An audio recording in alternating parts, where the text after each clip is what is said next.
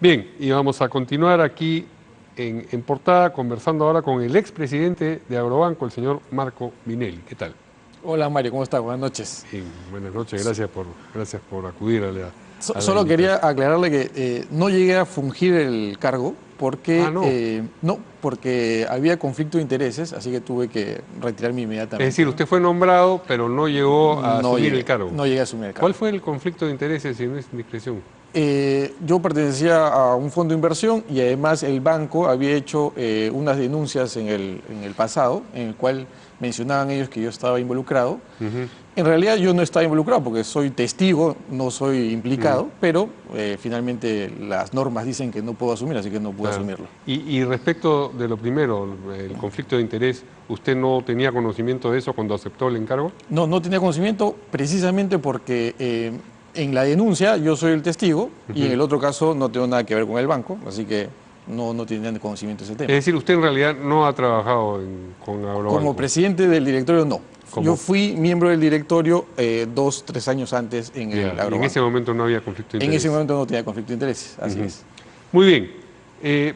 Vamos a hablar específicamente de lo Claro que ha que sí. dicho el presidente acerca del rol que le cabría a Agrobanco en esta llamada segunda reforma agraria, pero en general hablemos primero de estas medidas que difícilmente constituyen una reforma, son medidas más o menos aisladas.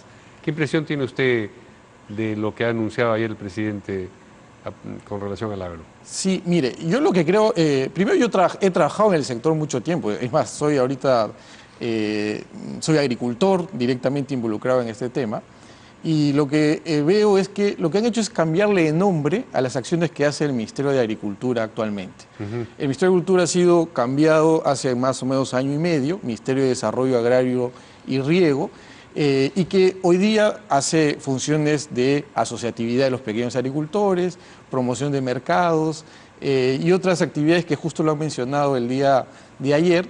Entonces, lo que me parece que le están cambiando el nombre, le están poniendo Para dar la fachada, sensación de que se está haciendo algo importante, pero no hay nada nuevo bajo el sol, dice usted. pero no están haciendo nada. Es más, si uno revisa la ejecución presupuestal que tiene el Ministerio de Agricultura hoy, Sí. está alrededor del 52% aproximadamente, y estamos 4 Bueno, de eso octubre. pasa con muchos de los ministerios, ¿no? Efectivamente. O Entonces, todos, en realidad. con- Unos más, otros menos, pero ninguno ejecuta totalmente su presupuesto. Es correcto, pero estamos al 50% en el mes de octubre, faltando 3 meses, y además, y acá lo más importante es que el que queda desprotegido finalmente es el pequeño agricultor, porque les han ofrecido, por ejemplo, compras estatales de 600 millones en 3 años. Eso quiere decir son 200 millones anuales, pero con 200 millones anuales no compro ni el 3% de la producción de papa nacional. También les ofrecen a través del Agrobanco, del FAEAGRO, COFIDE y el Banco de la Nación créditos agrarios, pero sin embargo todavía no hay ni un solo crédito y ya la campaña agrícola ya empezó en el 1 de agosto de este año. Entonces, al final, creo yo que es una propuesta en el cual todos vamos a estar de acuerdo, ¿ah? Más tecnología, más asistencia técnica, mayor agua, mayor cantidad de agua para el pequeño agricultor. Lo de la acceso a banda de mercado. precios y lo del agrobanco yo no creo que sea de acuerdo unánime, ¿eh? Yo creo que hay formas en donde vamos a estar de acuerdo, pero vamos a ir al cómo desarrollarlo, ¿no? Por ejemplo, el tema de la banda de precios sí es un tema que es preocupante, porque hoy día tenemos 4 productos en la franja de precios. Tenemos el maíz, tenemos el arroz, la leche y el azúcar. Si le subimos la franja de precios al maíz, por ejemplo, eso rápidamente hace que sube el precio Impacta del pollo y del huevo, que son las Se proteínas. alimentan. Y son la principal fuente de proteína que tiene el Perú. Y de los sectores, lo consume del sector A hasta el sector E. Y el incremento de precios va a hacer que el sector E, el sector D y C va a sufrir, no va a poder consumir esos alimentos, por ejemplo. Y en el tema de financiamiento, sí concuerdo que debería invitarse al sector privado, al sector microfinanciero, a la banca empresarial, para que a través de esos canales también se pueda llegar a nivel nacional. Independientemente si podemos manejar una banca de fomento focalizada, como lo decía el anterior invitado. Pero tampoco veo nada de eso. Entonces, hace una propuesta que no está escrita, por otro lado.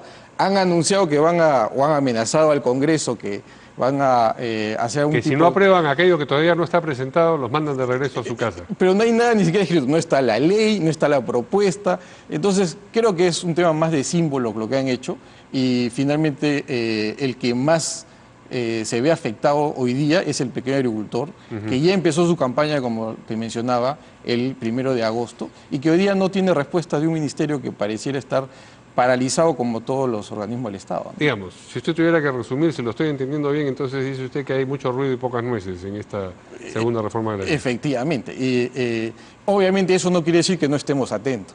Han sacado una resolución ministerial hace algunas semanas en donde han creado un grupo de trabajo para escribir la segunda reforma agraria.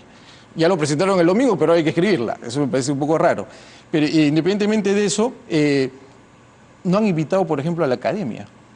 Yo represento a una universidad y no han invitado a ningún área de la academia. A los gremios privados tampoco. A los gremios privados tampoco. Entonces, ¿usted pertenece a algún gremio privado? No pertenezco a ningún gremio, pero no han presentado. Sí pertenezco a la academia, soy director de una maestría de agronegocios. Entonces, podríamos aportar con estos elementos o esta información a que se pueda escribir una buena propuesta de la segunda reforma agraria, pero no hay nada de eso. Pareciese que entre ellos están tratando de escribir algo, pero todavía no saben qué cosa escribir, y el apuro de anunciar, porque la fecha también coincidía con la primera reforma agraria. No, coincidía con el golpe de Estado, no con la reforma agraria. Con el golpe de Estado fue otra fecha. Exactamente, de Velasco. Entonces, han querido hacer un evento hacia la loca. A mí me preocupa mucho que atrás de esto hay muchos productores.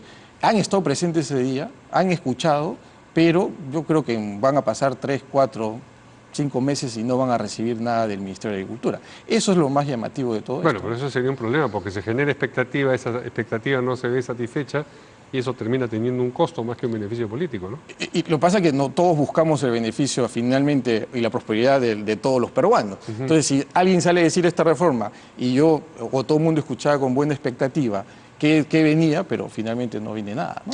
Y usted, que ha estado en el directorio del Agrobanco, ¿está satisfecho con la manera como el Agrobanco ha funcionado durante los últimos años? Yo creo que en los últimos años, los últimos 5 años, yo he trabajado en el Estado, Mario, hasta el 2016. De ahí hacia adelante creo que no ha habido un manejo adecuado. Cuando yo me retiré, la morosidad era alrededor de entre 2 y 3%. Sin embargo, después se tomaron decisiones que afectaron a la política del banco y hoy día tenemos un banco bastante disminuido. ¿Cómo es la morosidad en este momento, sabe, no? Alrededor del 85%, ¿no? Es decir, usted la dejó en 3%. Cuando yo me retiré sí estaba en ese rango. No sabía que había llegado a ese rango de morosidad nada más el Agrobanco. Y ahora está en 85%, entonces tienen que haber sido decisiones desastrosas. Sí, lo que pasa es que hubo cambio de política. Cuando entró el gobierno del señor PPK, hubo el cambio de política en donde se señaló que los préstamos a los medianos y grandes no tenía que ser nunca de un banco de desarrollo. Entonces empezaron, en lugar de manejar los créditos de una manera más eficiente, empezaron a cortarlos, y el cortarlos definitivamente hacen que no te paguen y la morosidad empieza a subir, ¿no? Entonces es lo que sucedió. Es decir, ¿por qué el hecho de cortar los créditos hace que los créditos anteriores no sean pagados? Porque está vigente todavía. Tú tienes un crédito vigente conmigo hoy día, a 5 o a 7 años, digo, Mario, págalo hoy día, porque ya cambió mi política, tú me dices, no te voy a pagar. Entonces tú caes en default y entonces la morosidad empieza a subir. Y no solamente de ti, sino del otro, y al final hace una bola de nieve y hoy día está la situación como está, ¿no? ¿Qué cosa es lo que... Usted iba a entrar hace un año más o menos? Hace un año aproximadamente. En octubre del 2020. 20, así es. Sí, un año. Sí, hace un año, efectivamente. ¿Y qué cosa es lo que tenía pensado hacer que no pudo? En realidad muchas cosas, por ejemplo... Pero a propósito de esto. No, primero con el tema de la tasa de interés, ¿no? Hoy día el banco cobra alrededor de 35% aproximadamente. Hay un costo operativo muy alto, que hay que incorporar tecnología para poder reducir ese valor, de tal manera que tengas una tasa más competitiva para el pequeño agricultor.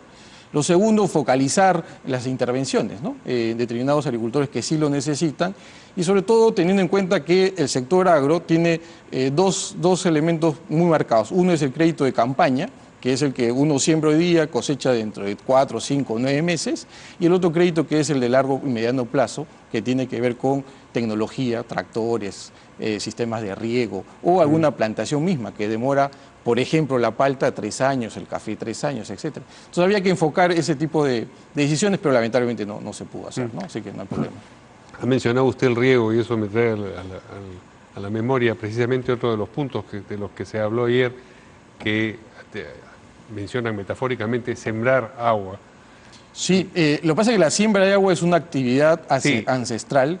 De acuerdo, pero aún en ese terreno usted dice nada nuevo, todo lo que se ha anunciado es algo que ya existe, que ya se hace en esas mismas dimensiones. Claro que sí, le voy a contar. En el año 2012-2013 aproximadamente, el gobierno del señor Ollanta se creó el programa Mi Riego, por ejemplo, que atendía justamente eso. Era siembra y cosecha de agua en la parte altoandina.